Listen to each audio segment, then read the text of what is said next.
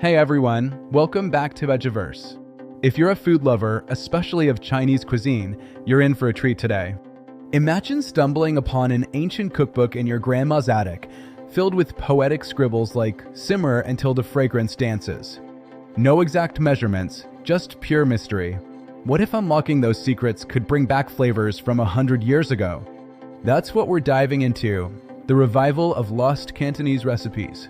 These aren't just old dishes, they're vanishing pieces of history. Stick around as we explore why they're disappearing, how to bring them back, and even taste test a few. Hit that like button and subscribe. First, Cantonese cuisine, fresh, flavorful from Guangdong. Famous for dim sum, wok hei, and letting ingredients shine. Think Hong Kong yum cha or Guangzhou's markets. It's one of China's 8 great cuisines spread worldwide, but much has been lost. Modern restaurants focus on quick hits like char siu because time is money. But in the late Qing dynasty and early Republican era, Cantonese food was next-level extravagant. Wealthy merchants threw banquets with dishes that took days to prep, using exotic ingredients. Labor-intensive dishes like devoning a whole bird or slow-simmering soups were status symbols, celebrating texture and ingenuity. So, why have so many vanished? It's a mix of wars, economic shifts, and changing tastes. World War II and civil unrest disrupted everything. Fancy cooking became a luxury no one could afford. Then came fast-paced modern life. Restaurants can't charge enough for labor-intensive dishes. Health trends and quick culinary schools also changed things. Recipes reliant on rare skills or ingredients just disappeared. Losing them is like erasing cultural memory. These dishes tell stories of agriculture and philosophy. Reviving them is cultural preservation on a plate, like time travel through taste. For this video, I revived 3 lost gems. My approach: detective work, digging through old cookbooks, menus, and chatting with elderly chefs. These texts are tricky, vague, like a handful.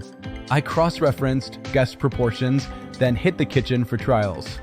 Sourcing ingredients was tough. I adapted for modern tools, like gas stoves, but stayed true to the spirit. We tested, tweaked, and tasted. Let's break down the 3 dishes I brought back to life. First, Eight Treasures Gourd Duck, a 1920s banquet showstopper. A whole duck, deboned through a tiny neck hole, stuffed with 8 treasures like glutinous rice, cured ham, and dried scallops. Tied into a gourd shape for good luck, fried golden, then steamed tender and glazed. Sounds epic, but reviving it was a nightmare. Devoning took hours, one wrong move and the skin rips. Modern ducks are softer, requiring custom knives. The stuffing was dry. I fixed it by pre-cooking rice in stock. Cooking involved ladling hot oil for crisp skin and steaming just right. The glaze was reduced drippings. Final result? Crisp outside, juicy duck, and that savory, sweet stuffing. A rich, decadent flavor bomb from the past. Next, golden coin chicken. No chicken involved. This old street food is stacks of pork fat, liver, and char siu on a skewer, glazed sweet and roasted. Named for looking like stacked coins, it vanished due to fat phobia and labor. Sourcing thick pork back fat is tough now.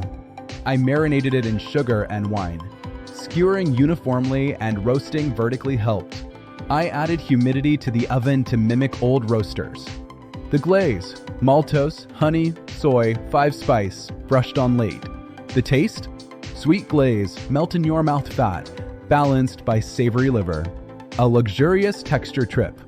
Last, ancient cicada flower and pork lung soup, a medicinal tonic.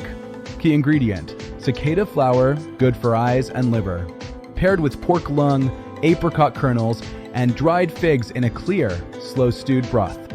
Method: double boil for 3 to 4 hours to gently extract nutrients. Challenges: rare cicada flower, which I sourced from specialists. Pork lung prep was insane, flushing airways, kneading with salt and cornstarch for an hour. Cooking required patient waiting, keeping a steady simmer. End product: crystal clear broth. Earthy sweet from the fungus, savory from pork. Lung tender, not chewy. Subtle, comforting, like an elixir. Now let's analyze what we learned. Blind taste tests showed the duck wowed visually, but some found it too rich, reflecting our shift to lighter eating. Golden coins split the room. Older folks loved the fat. Younger ones found it too greasy. This highlights our modern aversion to pure fat. The soup? Everyone liked the clean, medicinal vibe, but no one wanted to clean the lung themselves. Convenience wins. These lost flavors are bolder, from an era without shortcuts. The big theme is culinary time. These dishes demand hours. In our rush world, we've traded depth for speed.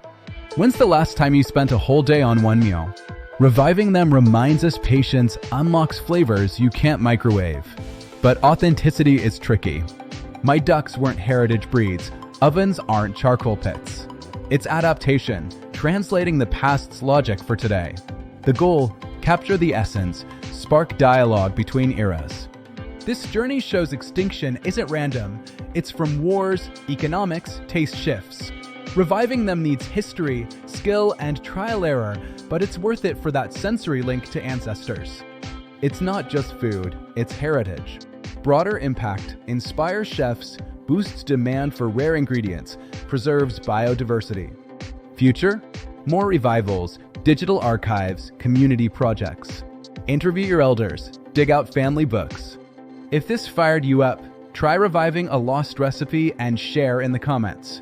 Like, subscribe, and hit the bell. Thanks for watching. See you soon.